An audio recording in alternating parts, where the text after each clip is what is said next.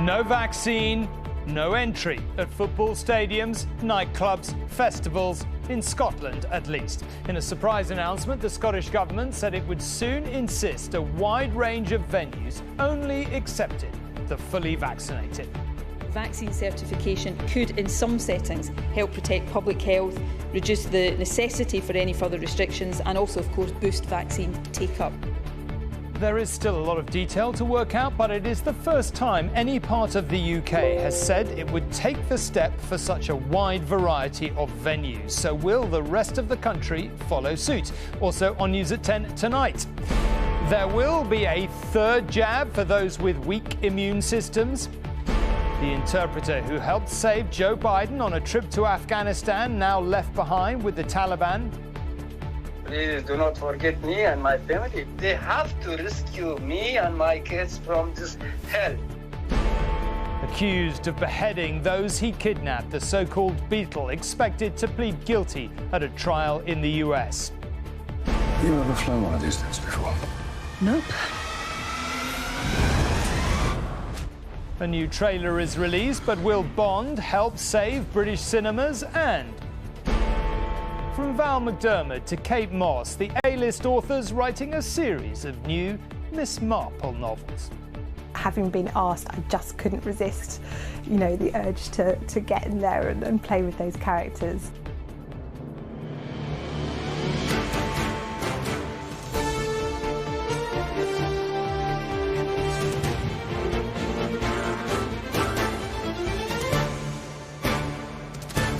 This is ITV News at 10 with Tom Bradby. Good evening. They have been speculated about and argued over for months, but tonight domestic vaccine passports really are coming, in Scotland at least. It will very soon be a case of no jab, no thanks. In something of a surprise announcement, First Minister Nicola Sturgeon put nightclubs, football stadiums and other venues on notice that they will soon only be able to admit the double jabbed.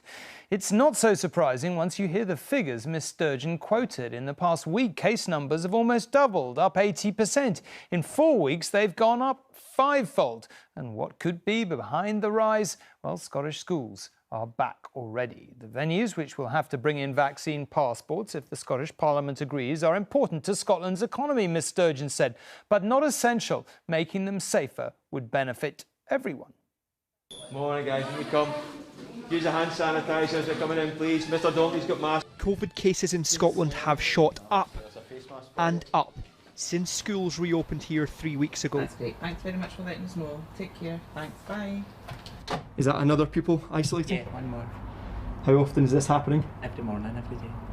Masks are mandatory at all secondaries here, but some schools like St Roch's are also taking extra measures voluntarily to keep the virus out. We have the staggered intervals, staggered lunch times to minimise the number of people's gathering at any one point in time.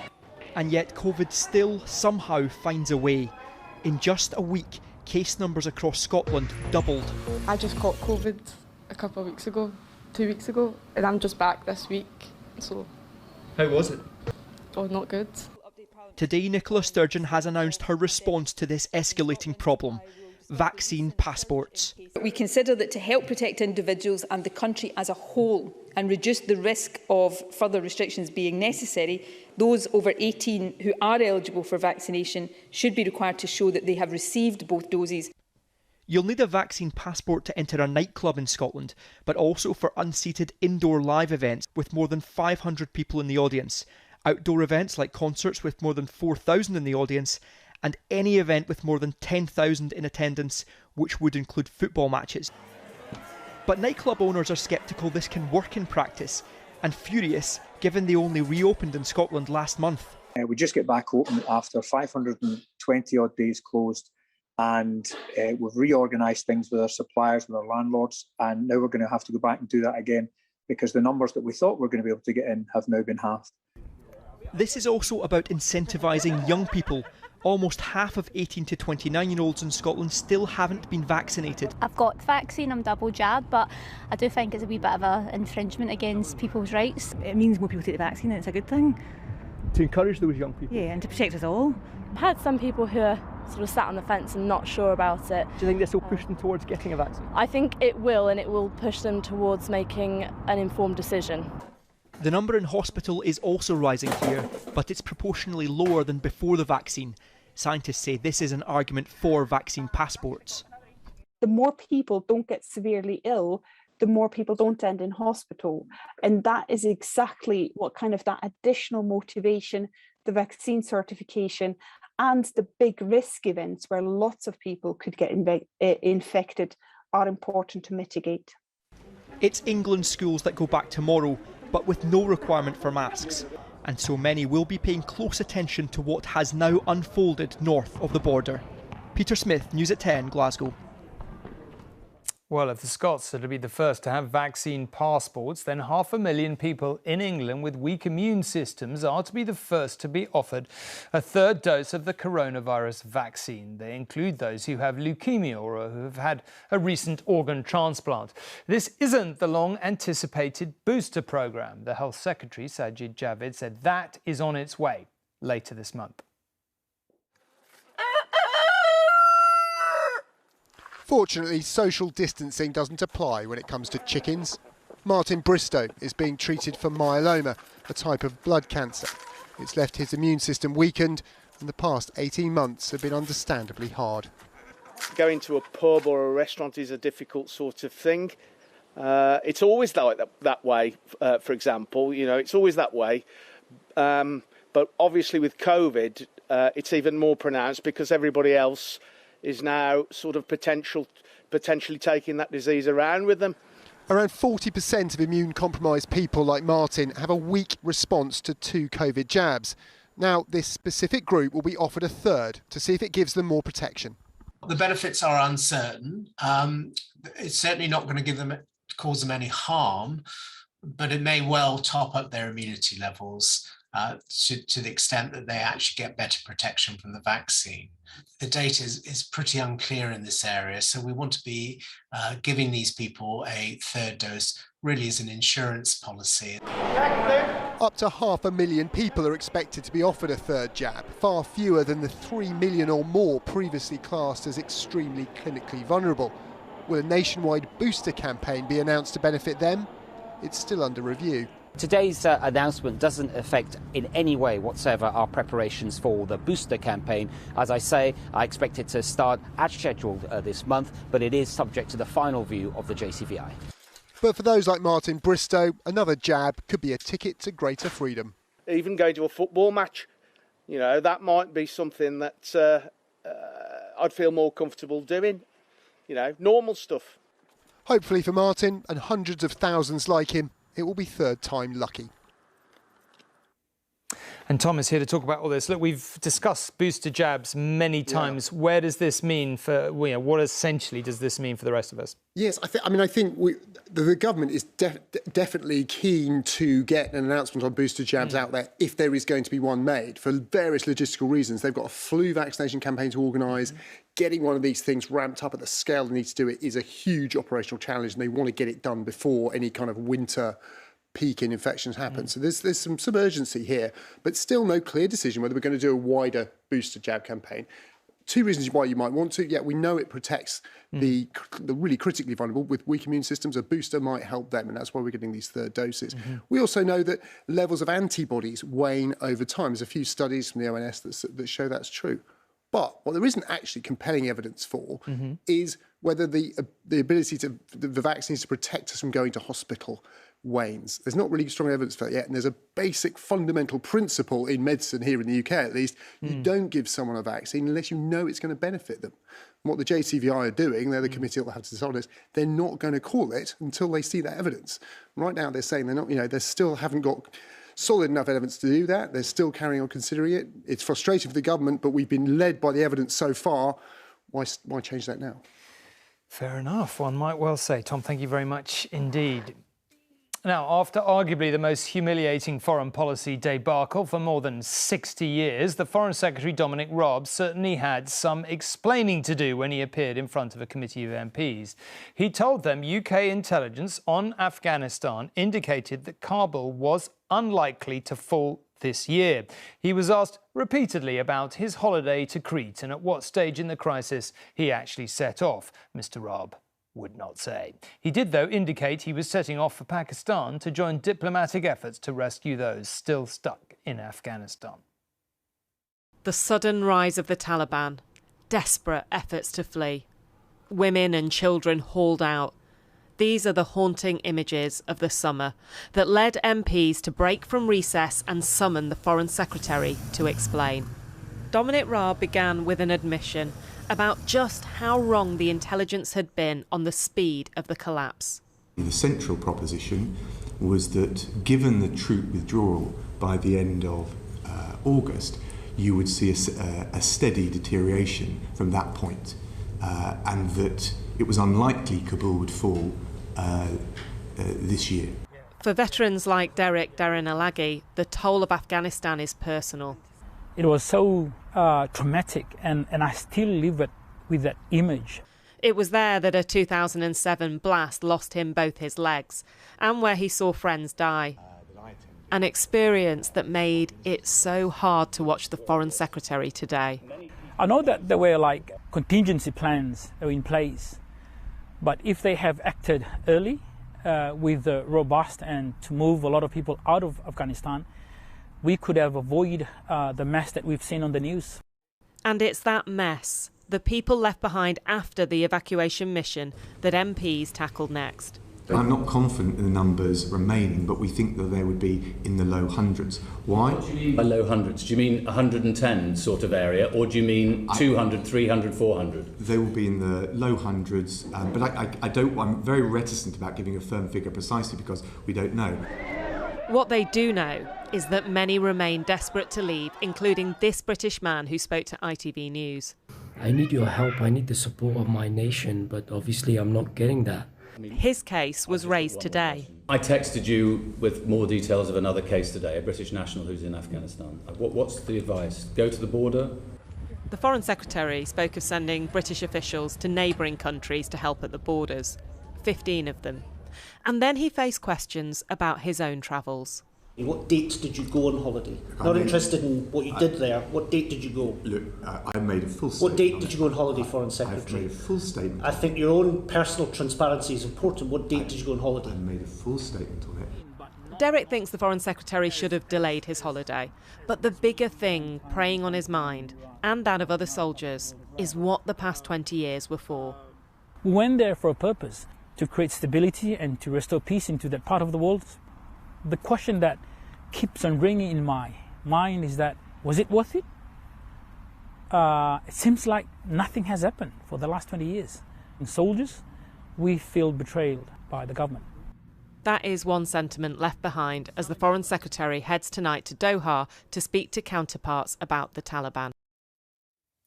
So one of the central questions remains, was this a huge intelligence failure by MI6 and the Defence Intelligence Establishment after the debacle of the weapons of mass destruction in Iraq that never were? That would be very damaging again. Or did politicians just ignore the warnings? Well, let's talk to Anushka. Anushka, you've seen some documents tonight, I gather, which suggest the government was warned about the speed of the Taliban takeover.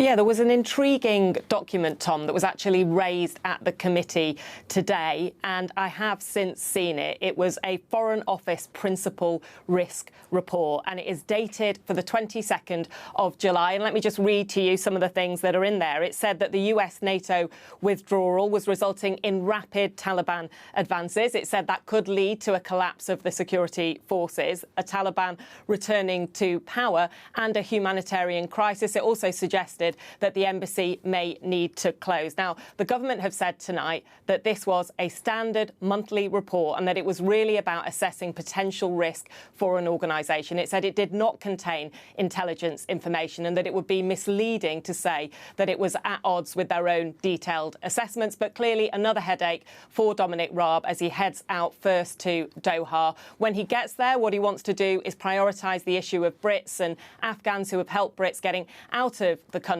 But they're also going to talk about the issues around terrorism, around regional stability, and about how they can hold the Taliban to account on human rights. Sounds a fascinating document. Anushka, thank you very much indeed. OK, among the many Afghans who helped or translated for Western forces, one man has a particular reason for hoping the Americans will get him out. Mohammed, one of those translators, helped save President Biden's life 13 years ago in a snowstorm in Afghanistan. He believes the president should do the same for him. On a mountain pass in Afghanistan, 2 Black Hawk helicopters forced down by snow. On board, 3 US senators in Taliban lands. An elite team of American troops travelled in treacherous conditions to reach them, along with an Afghan interpreter. One of those stranded senators was Joe Biden. Now it is one of his rescuers who needs to be rescued. Mohammed, the interpreter, is trapped in Afghanistan. His service to America, a death sentence. My message is to the President of the United States and his administration. They gone has left Afghanistan and they left me behind. And I request them, please do not forget me and my family. They have to rescue me and my kids from this hell.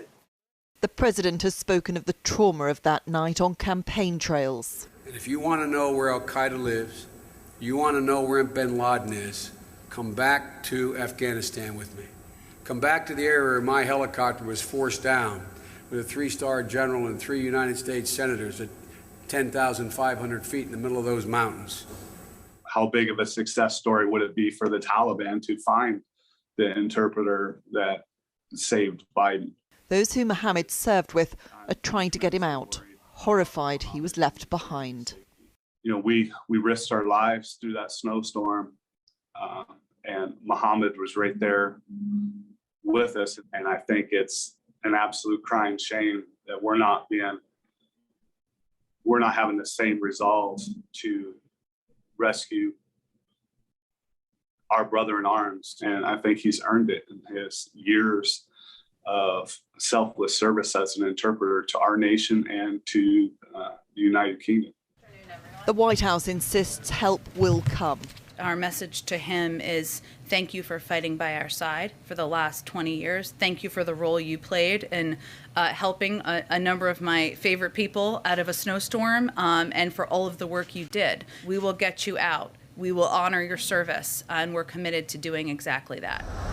How achievable that is in a country controlled by the Taliban is why those Mohammed served with have such fear for his future. Emma Murphy, News at 10 in the United States. Well, at the height of so-called Islamic State's terrifying violence in Syria, a group of 4 British men were alleged to have been part of a beheading squad. They were known as the Beatles because of their British accents. Well, tomorrow, one of them, Alexander Cotie, is expected to plead guilty in an American court to one or more of the charges he faces there. They include conspiring to torture and behead American and European hostages. Rohit has the frankly immensely grim details. Will you apologise to Bethany Haynes? I find your line of questioning irritating. Alexander Cotie has always denied the allegations against him. I've already said what I've had to say. She wants to know where the remains of her father are. I'm the wrong person to ask. He was due to stand trial in the US, accused of conspiring to torture and behead Western hostages. But a brief listing filed at a court in Virginia late last night confirms that Cotie is now seeking to change his plea to guilty, to admit to at least some of the charges against him. Alexander Cotie was part of an ISIS cell named the Beatles by its victims because of their British accents. It included Mohammed Emwazi, known as Jihadi John. Cotie left West London for Syria in 2012 and was captured trying to escape for Turkey in 2018 alongside El Shafi El Sheikh, who denies being an ISIS hostage taker. 2 years later, he was extradited to the US. Some of the group's victims were beheaded, filmed in propaganda videos published online. British and American hostages were among them. Nicholas Hennin was held captive for 10 months, then released. On one hand, I'm a bit frustrated that I will not face him, but on the other hand, I'm very much expect that the fact that he pleads guilty will mean that he will answer as much as possible of all the unanswered questions that we are having. But it's more than justice, but truth that the families of those killed are looking for.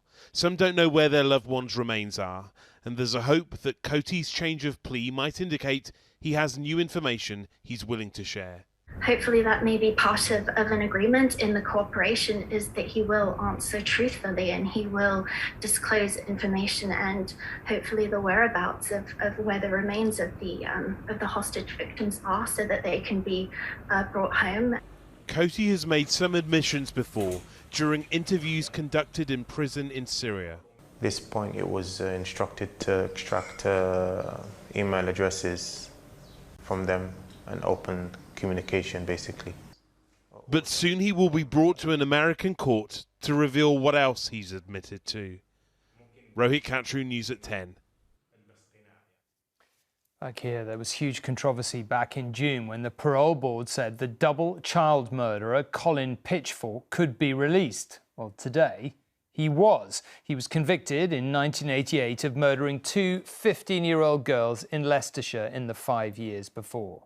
He was jailed for life for raping Dawn Ashworth and Linda Mann and strangling them to death. Today, Dawn's mother said life should mean life. It hurt her every day, she said, to hear people talking about their daughters and their grandchildren.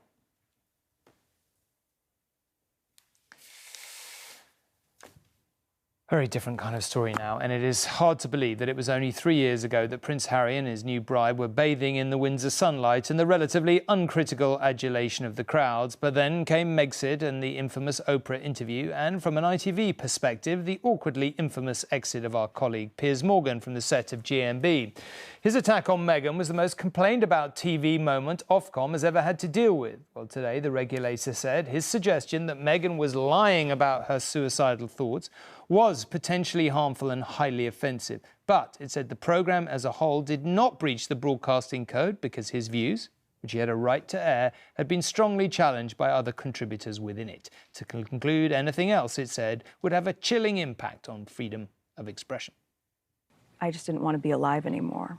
The Duke and Duchess of Sussex's interview with Oprah Winfrey generated headlines far and wide. Meghan said her mental health living as a royal in Britain became so bad she had suicidal thoughts. She also said an unnamed member of the royal family had queried how dark their son Archie's skin would be. On Good Morning Britain, presenter Piers Morgan said he didn't believe a word she had said. This is a 2-hour trash-a-thon of our royal family, of the monarchy.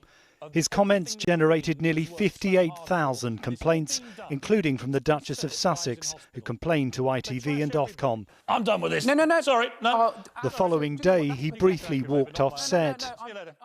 Today, the broadcasting regulator cleared ITV of any breach, saying this was a finely balanced decision. Mr. Morgan's comments were potentially harmful and offensive to viewers, and we recognise the strong public reaction to them. But we also took full account of freedom of expression. Today, Ofcom has come out and emphatically endorsed my right to not believe what the Duke and Duchess of Sussex were saying. And I'm delighted that they've actually recognised what I said 5 months ago, which is actually in a democracy, we have a thing called free speech. Mental health campaigners say they worry about the possible impact of Morgan's comments. I think the real tragedy in all of this is that at a time when so many people are struggling with their mental health because of the pandemic, will this encourage people to put up their hands and seek the support that they actually need? And I very much doubt that it has that effect.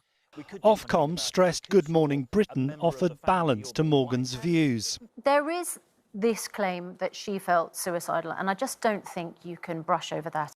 Contributions from co-presenter Susanna Reid and ITV News royal editor Chris Shipp were noted for the context they provided.